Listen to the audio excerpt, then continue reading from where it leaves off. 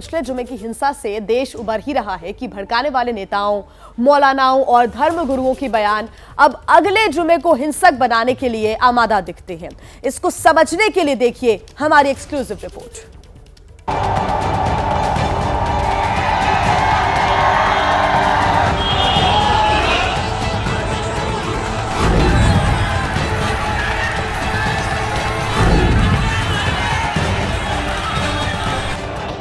इन तस्वीरों को देखकर किसी भी अमन पसंद इंसान की आत्मा हिल जाएगी।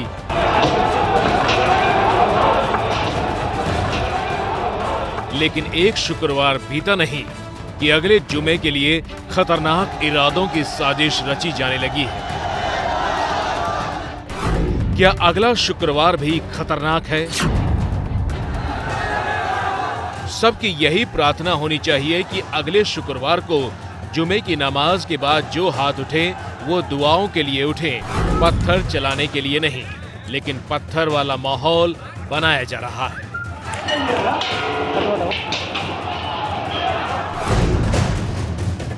शीशे के मकान में रहने वाला किसी के मजबूत मकान पर पत्थर नहीं फेंकता है, क्योंकि वो जानता है कि अगर जवाब में इसने पत्थर फेंका तो हमारे शीशे के मकान का हाल क्या होगा।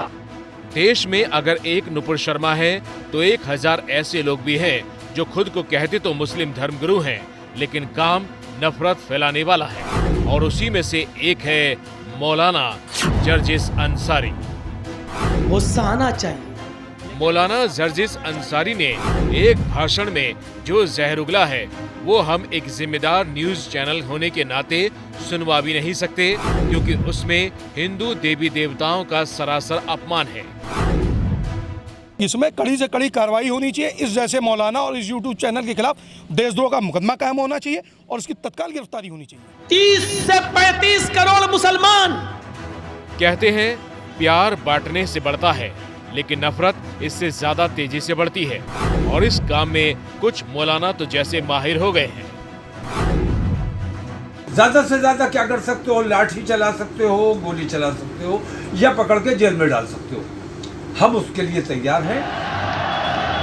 पहले भीड़ बुलाओ, फिर उकसाओ और आखिर में पत्थर चलवाओ। ये धर्म का रास्ता नहीं हो सकता, लेकिन कुछ को यही रास आ रही है। पहले तौकीर रजा थे जो घूम घूम कर शुक्रवार चिल्ला रहे हैं। 17 जून को बरेली में भीड़ बुला रहे हैं, कह रहे हैं ज्यादा से ज्यादा गोली ही तो मार दी जाएगी। तो इस लिस्ट में जर्जिस अंसारी का नाम भी जुड़ गया। ये दोनों क्या करके मानेंगे मालूम नहीं। 17 जून को पूरे प्रदेश में अलर्ट है और पूरे हमारे जोन की पुलिस भी पूरी तरह से अलर्ट है। बगैर अनुमति, प्रशासन की अनुमति के किसी भी धरना प्रदर्शन को अलाउ नहीं किया जाएगा। अगर कुछ कर रहे हैं तो वो गैर कानूनी होगा और ऐसे तत्वों के विरुद्ध कड़ी से कड़ी कार्रवाई की जाएगी। पुलिस तो प्रयागराज में भी तैनात थी, लेकिन पत्थरबाजों ने क्या किया वो देश ने देखा। इसलिए इतना तो कहा जा सकता है कि 17 जून के शुक्रवार का सस्पेंस गहराता जा रहा है, क्योंकि लड़ाई में अब बजरंग दल भी उतर आया है। नुपुर शर्मा के खिलाफ हर शुक्रवार को हो रहे प्रदर्शन और पत्थरबाजी के विरोध में बजरंग दल ने देश के हर जिला मुख्यालय पर गुरुवार को ही प्रदर्शन करने का ऐलान कर दिया। उन सब मस्जिदों पर सीसीटीवी कैमरे लगने चाहिए, ड्रोन से उनकी निगरानी होनी चाहिए, और जिन मस्जिदों से भी पत्थर हाथ में लेकर निकला उन मस्जिदों के मुल्ला मौलवी को गिरफ्तार किया जा और उन्हें जेल के अंदर गिरा जाए। अगर शुक्रवार को पत्थर चलेगा तो शनिवार को बुलडोजर जरूर चलेगा। देश के मौजूदा माहौल में कई दल और धर्मगुरु अपना एजेंडा लेकर बाजार में खड़े हैं। कुछ असली हैं तो कुछ नकली, और जनता जब तक इनमें भेद नहीं कर सकेगी तब तक देश ऐसे ही जलता रहेगा।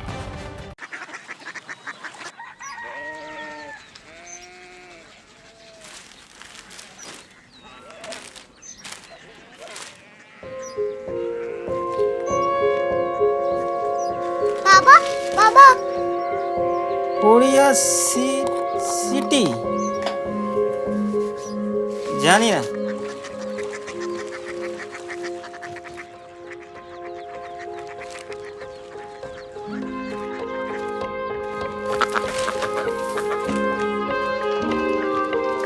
Korea city.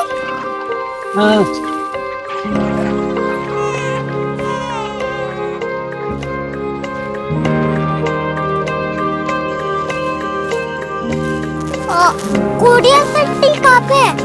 शहर अंग्रेजी लगे हैं।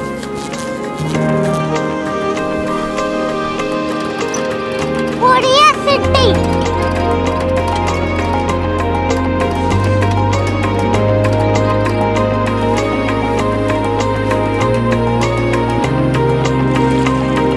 वो बहुत दूर है।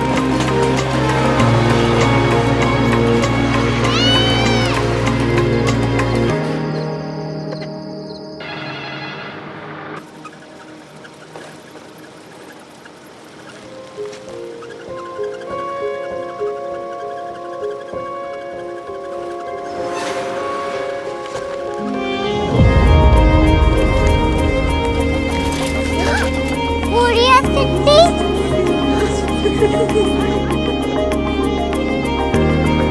दुनिया कुछ लोग बड़े होते हैं। कोरिया सिटी कहाँ है? प्रोफेसर साहब को पता होगा। हो, ये छोटा वाला ग्लोब लगता है। और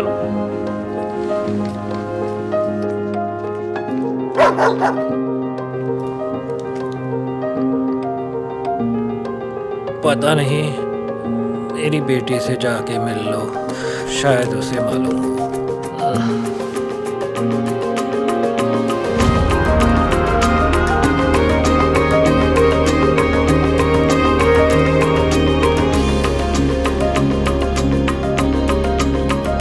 हाय, बाबा ने भेजा है। Come here. Korea city. Korea city नहीं, क्यूरियोसिटी। वो क्या? That's what brought you here? जो तुम्हें यहाँ तक ले आया। क्यूरियोसिटी।